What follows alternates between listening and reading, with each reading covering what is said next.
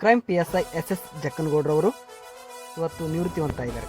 ದಿನಾಂಕ 15/3/1983 ರಂದು ಪೊಲೀಸ್ ಸೇವೆಗೆ ಸೇರ್ಪಡೆಯಾಗಿರುತ್ತಾರೆ.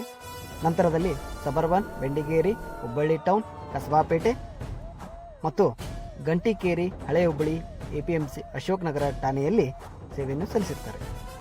ಕಾನ್ಸ್ಟೇಬಲ್ನಿಂದ PSI ವರೆಗೂ ಪ್ರಮೋಷನ್ ಅನ್ನು ಹೊಂದಿ 41 ವರ್ಷ 1 ತಿಂಗಳು 15 ದಿನಗಳ ಸೇವೆಯನ್ನು ಸಂಪೂರ್ಣಗೊಳಿಸಿದ್ದಾರೆ.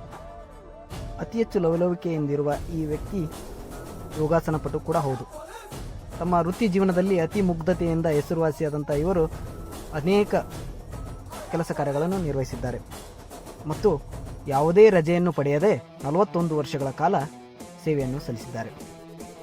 ಅದಕ್ಕೋಸ್ಕರ ಇವರಿಗೆ ಹುಬ್ಬಳ್ಳಿ ಧಾರವಾಡ ಕಮಿಷನರೇಟ್ನಲ್ಲೇ ಅತಿ ಹೆಚ್ಚು ಸೇವೆಯನ್ನು ಸಲ್ಲಿಸಿದ ಪೊಲೀಸ್ ಅಧಿಕಾರಿಯಾಗಿದ್ದಾರೆ.